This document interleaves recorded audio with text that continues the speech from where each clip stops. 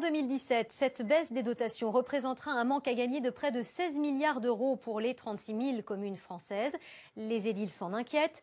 Selon eux, deux choix se présentent. Soit ils compensent par une hausse des impôts locaux, soit ils diminuent l'investissement dans leur commune. Olivier Mélan, Hélène Camille et nos correspondants en région. Écharpe en bandoulière, côte à côte, maires et élus locaux sont venus dire leur colère face au désengagement de l'État. Pas question de faire l'autruche, pas question d'attendre que ça se passe et d'être mis sous tutelle.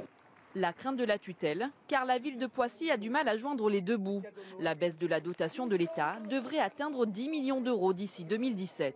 Quand j'entends M. Hollande nous dire l'effort doit être fait par tous, j'ai envie de lui dire, Monsieur le Président de la République, descendez, vous allez voir que cet effort, on le fait au quotidien.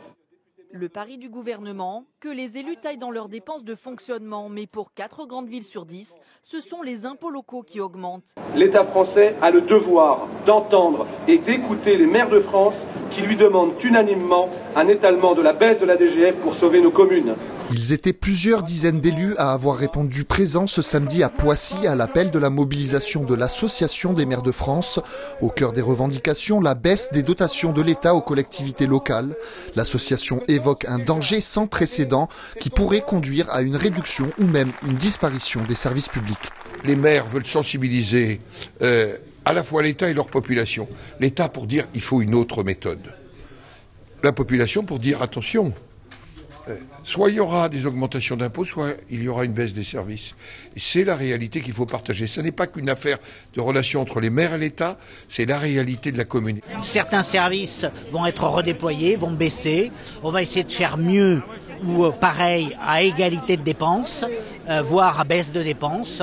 Mais si, une fois ces économies faites, il n'y a pas d'autre solution que la hausse d'impôts, nous serons obligés d'augmenter les impôts. Cette décision de l'État de réduire de 30% les fonds alloués aux collectivités locales impacte nécessairement leur fonctionnement. Sur la commune de Poissy, la dotation de 6 400 000 euros en 2014 passera à 4 800 000 euros en 2015. La ville de Plaisir, quant à elle, enregistre une baisse de 1 million d'euros. Nous sommes dans une réflexion forte et nous verrons avec la population, avec effectivement les élus, pour voir comment nous allons avancer et faire des véritables choix. Pas forcément dans l'augmentation, mais peut-être dans des suppressions de certains services. C'est l'État qui nous y impose. Une pétition lancée en ligne par l'Association des maires de France a déjà récolté plus de 36 000 signatures. Ces mesures impopulaires représenteraient d'ici à 2017 un manque à gagner de 15,8 milliards d'euros pour les communes.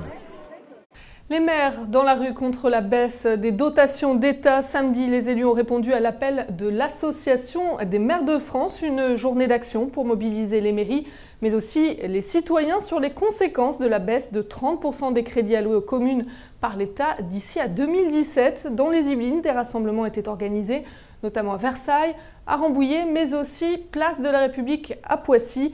Aurélien Lange et Cédric Chasseur y étaient. On voudrait tuer nos communes, on ne s'y prendrait pas mieux. Des écharpes tricolores pour un carton rouge au gouvernement. Réunis place de la République à Poissy, les élus se sont mobilisés contre la baisse des dotations d'État. Des coupes budgétaires qui mettraient, selon eux, en danger l'équilibre financier des communes. Alors le message qu'on nous envoie très directement, il faut dire les choses, soit vous augmentez fortement les impôts locaux, soit vous baissez fortement le service au public. On dit non. On dit non, et c'est le message qu'on fait passer ce matin. Nous, on ne peut pas, la planche à billets n'existe pas. Dans les sous-sols, dans nos mairies, vous n'avez pas quelque chose ou quelqu'un qui est derrière la machine à faire tourner les billets. Ça n'existe pas. Nos budgets doivent être équilibrés. Je suis là parce que j'en ai ras-le-bol.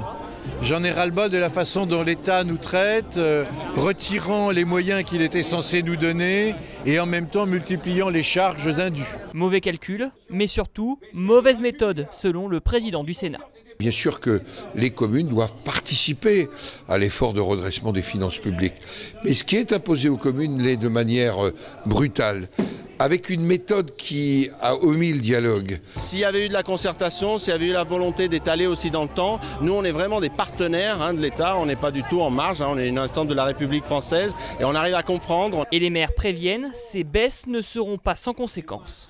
À mon avis, on est en train de régresser socialement, c'est-à-dire qu'on est en train de baisser les subventions aux associations. Total, l'impact, il est sur les citoyens, sur les enfants. Cette année, on a baissé notre budget de fonctionnement de 400 000 euros. J'ai augmenté les impôts de 8,5%. Et aujourd'hui, on va encore diminuer la dotation. Bien sûr, les rythmes scolaires sont toujours là. Dans le public, on retrouve aussi des Yvelinois inquiets. Louis travaille dans une société de menuiserie depuis 30 ans. Les coupes budgétaires, il en voit déjà les effets. Aujourd'hui, j'ai plus rien, quoi. Ils ne me font pas travailler parce qu'il n'y a pas d'argent. Et ils font avec les moyens de bord, comme ils peuvent, avec leurs ateliers et tout. Donc pour nous, les entreprises, c'est un manque quand même à gagner pour nous. J'en ai quelques-uns qui sont partis à la retraite, ça n'a pas changé. Je n'embauche pas. Des élus pour qui le compte n'y est pas, et ce malgré l'annonce de Manuel Valls. Le Premier ministre a promis l'inscription dans la loi de finances 2016 d'un fonds doté d'1 milliard d'euros pour les investissements des communes. Pas de quoi rassurer les édiles. L'Association des maires de France a décidé de maintenir la pression jusqu'à son congrès prévu mi-novembre.